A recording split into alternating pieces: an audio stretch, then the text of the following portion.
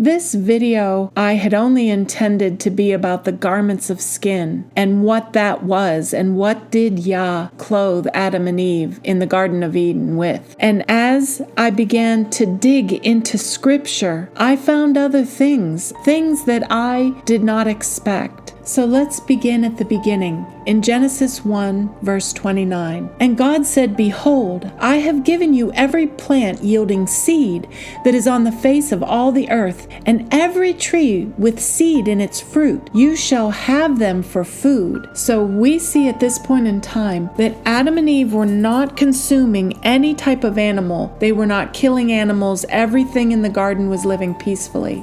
We all know what happens next. The serpent enters the garden and deceives Adam and Eve, and they both eat of the tree of the knowledge of good and evil, and they realized that they were naked, and they covered themselves with fig leaves and hid from Yah. Genesis 3, verse 11. "Who told you that you were naked?" asked Yah. "Have you eaten from the tree of which I commanded you not to eat?" Genesis 3, verse 21. "Then Yah made garments of skin for Adam and his wife, and he clothed them." So we've all grown up being told that at this point, Yah killed an animal or sacrificed this animal to clothe Adam and Eve and cover their nakedness. But let's take a look today and look closely at these words in Genesis. First, let's look at the word made. That word in the Blue Letter Bible in Hebrew is asah, and it's number H6213, and it means to do or fashion or to make, to produce. And let's take a look at that same word H6213 for made in the Blue Letter Bible that references other places in the Bible. For instance, "And God made the firmament, and the earth brought forth grass and herb yielding seed after its kind, and the tree made fruit." Or God made the beasts of the earth, and God said, "Let us make man in our image." So here we see that word made doesn't necessarily mean that God had to kill something to make something. God can just make it. Now let's take a close look at the word for garments of skin. That Hebrew word for garment is kethoneth, and that is number H3802, and it means tunic, undergarment, a long shirt-like garment, usually of linen. Now let's take a look at the word for skin in the Hebrew. That Hebrew word for skin is pronounced or, and it's Strong's number H5783, and it means skin or hide, skin of men or a hide of animals. The Strong's definition can be skin as naked. So what's so special about this garment of linen?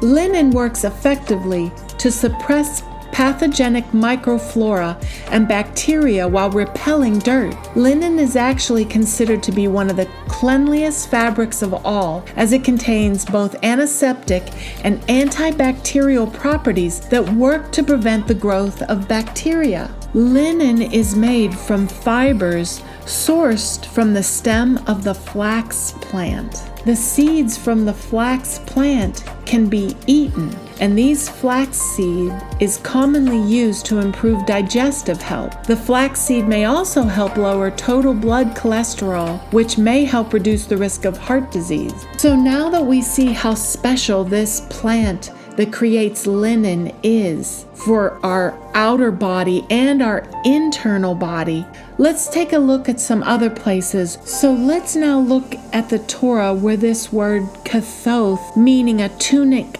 linen undergarment, is also used. Genesis 37 verse 3. "Now Israel loved Joseph more than all his children, because he was the son of his old age, and he made him a coat of many colors." And that word for coat actually in the Hebrew is the same word clothe, meaning a tunic undergarment of linen. But now let's take a look at the word many colors, because I was told that Joseph's coat was multicolored. But is that really what it says in Hebrew? That word is pas, and it's number H6461, and it means flat, a long and sleeve tunic. So let's continue and look at other examples of the use of clothe.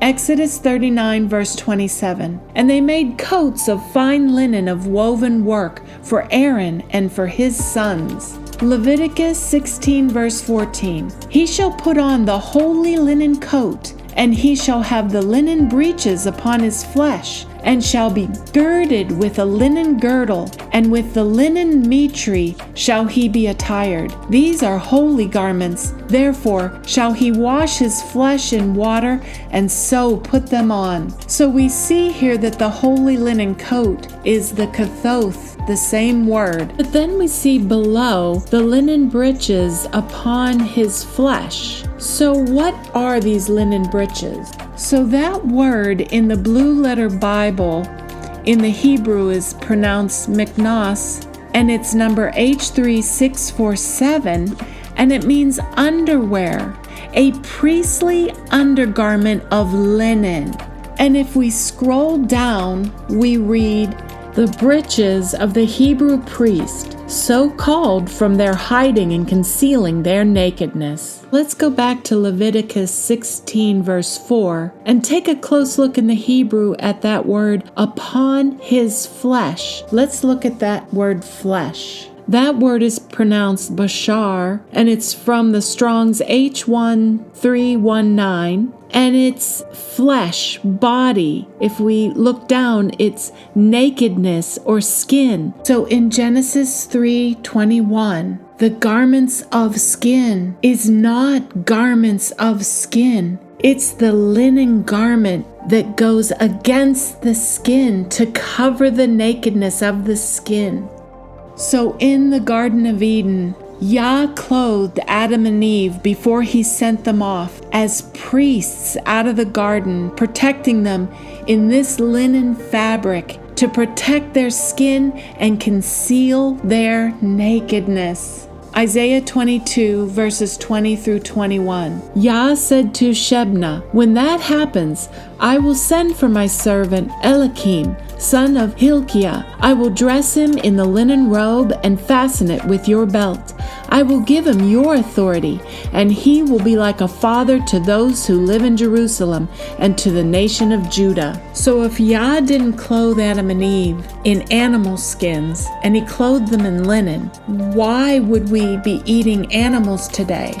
And for that, we have to look at Noah. Genesis 9 verse 3. Every moving thing that liveth shall be meat for you, even as the green herb have I given you all things. But the flesh with the blood of life ye shall not eat. So did Yah actually tell Noah that he could now begin to eat animals? So let's take a look at that word moving things in the Blue Letter Bible. That Hebrew word is pronounced rames, and it's number H7430, and it actually means creeping things, moving things, gliding things of sea animals.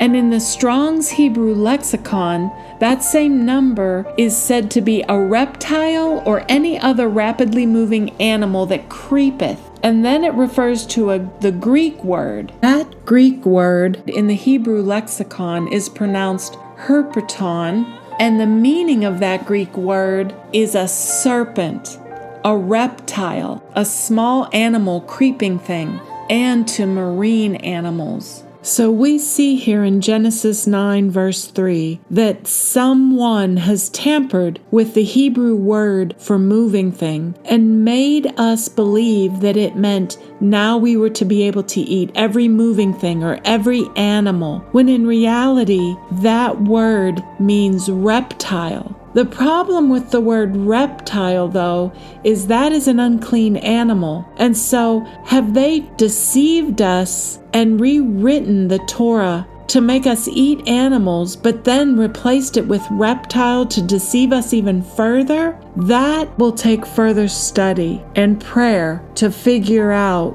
what Yah is showing us here. Malachi 3 verse 6. For I, Yah, do not change. Therefore you, O children of Jacob, are not consumed. Ezekiel 36, verses 24 through 25. For I will take you out of the nations. I will gather you from all the countries and bring you back into your own land, and I will sprinkle clean water upon you, and ye shall be purged from all your uncleanliness and from all your idols, and I will cleanse you. I will give you a new heart and put a new spirit in you. I will remove your stubborn hearts and give you obedient hearts, and I will put my spirit in you and move you to follow my decrees and be careful to keep my laws. Ezekiel 36, verse 28. Then you will live in the land I gave your ancestors, and you will be my people, and I will be your God. Isaiah 61, verse 10. I will greatly rejoice in Yah. My soul shall exult in my God, for he has clothed me with the garments of salvation. He has covered me with the robe of righteousness, as a bridegroom decks himself like a priest with a beautiful headdress, and as a bride adorns herself with jewels.